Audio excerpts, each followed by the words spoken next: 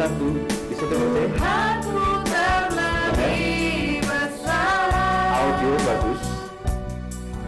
tak pernah terlambat janji-Mu ya Tuhan menolong hidupku.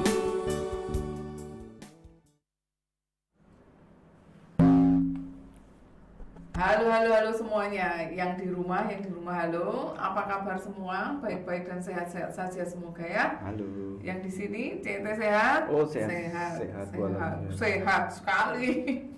Itu sehat sekali. Saya sampai lupa mau ngomong apa gara-gara melihat kesehatannya ini. Lihat perutnya. Mau tanya dulu nih, Ya. yang berjiwa muda kan? CT ngakunya berjiwa muda. Ya. Main TikTok nggak? YouTube lah, Oh. TikTok terlalu gaul. Berarti tidak bisa dibilang berjiwa muda. Iya, TikTok. Alek aja TikTok kan. Nonton. Kalau nonton TikTok juga nggak? Wah, kurang gaul ternyata. Walaupun ngakunya berjiwa muda.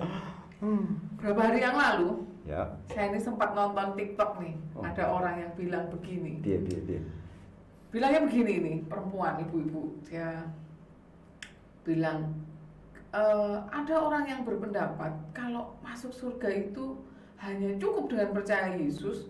Seakan-akan surga itu murah sekali, terlalu murah. Apakah ya surga itu semurah itu?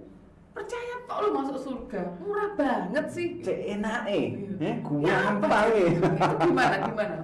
Ya. Teman-teman sekalian, ini pertanyaan yang universal, artinya ditanyakan di berbagai tempat. Kita sendiri juga dalam konsep kita kadang-kadang punya iman Kristen itu tidak gampang. Apakah iya hanya dengan percaya dosa kita itu dibereskan? Padahal kita udah terbiasa. Nah, utang ya harus bayar, itu udah biasa kan, konsep kita harus gitu, itu tanggung jawab banget tuh kan. Utang harus dibayar. Loh, terus utang kita sama Tuhan dibayar pakai apa? Nah, itulah sebabnya kita kadang ke gereja rajin, amal, pelayanan, membantu orang tua, membantu orang miskin. Itu kadang-kadang itu didasarkan kepada pemikiran supaya kita bisa membayar kesalahan-kesalahan. Nah, padahal saya bacakan satu ayat ya. Nah, ini Ibrani 10 ayat 10. Dan karena kehendaknya inilah kita yang telah dikuduskan satu kali untuk selama-lamanya oleh persembahan tubuh Yesus Kristus. Ulangi ya. Dan karena kehendaknya inilah kita telah dikuduskan satu kali untuk selama-lamanya oleh siapa? Tubuh Yesus Ya, Kristus. persembahan tubuh Kristus. Nah, teman-teman, pertama ayat ini ngomong persembahan Yesus di atas kayu salib yang kita percaya sebagai penebus dosa itu hanya sekali dilakukan.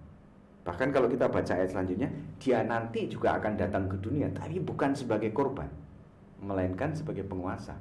Jadi korban itu sekali, lalu untuk berlaku selama-lamanya. Nah, siapa Yesus? Yesus itu manusia, tapi juga Tuhan. Dia lahir, lalu kemudian sama seperti kita bertumbuh. Kemanusiaannya itu memungkinkan untuk ditangkap, dianiaya, dicambuk, diludahi, dipakukan mahkota duri ke kepala, tusukkan paku di tangan kiri kanan, tombak di lambung, paku di kaki. Semua itu memungkinkan kalau dia manusia. Kalau dia hanya Tuhan, dia tidak bisa ditangkap. Nah, kemanusiaannya itu membuat dia bisa dikorbankan. Yang kedua, mohon maaf, yang kedua, dia bukan hanya manusia, tapi dia juga Tuhan, dia ilahi. Yohanes 10, dia mengatakan segala sesuatu diciptakan oleh dia, tanpa dia tidak ada sesuatu yang diciptakan. Lalu kemudian Ibrani pasal pertama alam semesta ditopang oleh tangannya yang penuh kekuasaan. Perkasa banget. Jadi alam semesta ini bisa teratur begini karena ditopang oleh kekuasaan Yesus yang Maha Dahsyat itu. Dia Allah yang sejati. Keilahiannya ini, kealahannya ini memungkinkan dia untuk memberikan sebuah korban yang sekali untuk selama-lamanya. Artinya apa? Artinya nilainya tinggi. Sebab yang salah itu nggak main-main banyaknya. Kalau coba hitung manusia dari zaman Bapak Adam sampai zaman nanti kiamat, ya, itu berapa banyaknya di berbagai tempat. Lalu masing-masing punya dosa apa saja. Membunuh, mutilasi, lalu percaya kepada Kristus, diampuni. Nah, semua dosa itu dikerjakan di atas kayu salib, sanggup dipikul oleh seorang pribadi. Hanya ilahilah yang bisa menanggung semua itu. Kalau manusia, atau paling-paling dia cuma bisa satu. Tapi karena dia ilahi, dia Allah, penguasa alam semesta, pencipta alam semesta, maka pengorbanannya cukup membayar dosa seluruh dunia dalam zaman awal sampai akhir. Sampai di sini kemahalannya darah Kristus, ngerti aja ya teman-teman di rumah juga ngerti ya, darah Kristus itu mahal sekali karena dia adalah Allah yang sejati. Ya, lalu kemudian kalau tadi kembali ke pertanyaan, lo kalau kok gampang banget cuma percaya toh masuk surga, kitanya gampang, Yesusnya nggak gampang. Kristusnya akan bakal dia Allah yang pencipta segala sesuatu, maha tinggi, maha dahsyat, maha mulia, turun ke dunia dalam hari Natal, dihina-hina, dibully pada waktu pulang ke kampung halamannya, lalu kemudian disalibkan, dan itu sesuatu yang sangat amat sulit. Buktinya apa?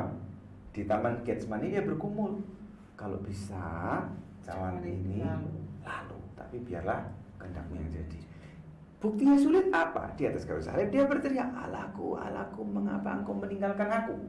Artinya bapaknya itu menoleh ke tempat lain, tidak mau melihat karena dia dihinakan oleh dosa-dosa yang dia sedang pikul. Bagi bapak itu kejijikan, tapi itu cara Kristus untuk menanggung dosa-dosa kita, membayar dosa kita. Dengan cara itu gampang enggak? Nah, murah enggak? Mahal. Karena apa? Yang dikorbankan ini anak Allah. Allah sejati juga, anak Allah juga Allah. Istilah ini tidak perlu dibingungkan ya. Jadi misalnya begini, Indonesia perang sama Malaysia, lalu 300 pasukan Indonesia ditawan di Malaysia. Setelah perang usai terjadi perdamaian, Malaysia bilang 300 pasukanmu, serdadumu akan kami bebaskan. Sebagai gantinya anak presiden harus dibawa ke Malaysia sebagai tawanan. Nah coba, satu orang anak presiden mungkin Malaysia rela tukar sama 300 orang. Begitu, itu gambaran aja. Kristus jauh-jauh lebih dahsyat dari anak presiden. Jadi pengorbanan Kristus itu cukup untuk melunasi hutang dosa kita seluruh dunia, dari zaman ke zaman. Dosa sebelum percaya, pada waktu percaya, maupun sesudah percaya. Ya, jadi itu sesuatu yang mahal, tidak gampang. Jadi sekarang apa sudah mengerti bahwa darah Kristus itu mahal sekali? Ya, ya. Berarti kalau yang bilang itu murah menghina. Oh iya, wong darah Kristus kok dibilang murah? Gampang banget, bukan gampang itu kamu mengejek Kristus yang dikorbankan, dikiranya gampang. Nah, jadi teman-teman, keselamatan kita bukan gampangan. Keselamatan kita juga bukan murahan. Tapi dengan darah yang mahal. Loh, kok malah nyanyi? Jadi ini mahal sekali, saudara ya. Nah, jadi dengan keyakinan itu, mari kita tanamkan dalam diri kita, kalau kita bisa selamat karena percaya kepada Kristus, maka itu adalah satu kebahagiaan yang luar biasa. Perlu enggak berbuat baik? Perlu, tapi itu bukan gini, kok enak banget ya ini tak tambahin dengan berbuat baik supaya lebih cepat masuk. Tidak bisa.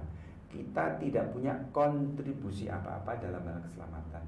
tapi kita punya kontribusi dalam pelayanan. Nah, pelayanan ini bukan untuk membayar harga surga, melainkan menghargai cinta kasih Kristus yang sudah melunasi hutang dosa kita. Sekarang jadi sudah ngerti. Ya. Nah, teman-teman juga di rumah ngerti juga ya. Jadi kita tuh bukan diselamatkan dengan gampang, bukan. Dengan murah tidak juga. Karena kemurahan itu bagi kita, gampang bagi kita. Bagi Kristus itu mahal dan luar biasa sulit ya.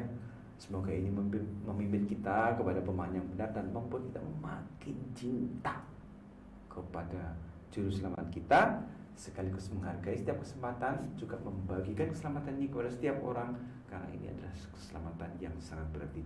Tanpa Kristus itu kita tidak mendapatkan keselamatan. Sampai di sini podcast kita. Semoga ketemu lagi pada podcast selanjutnya.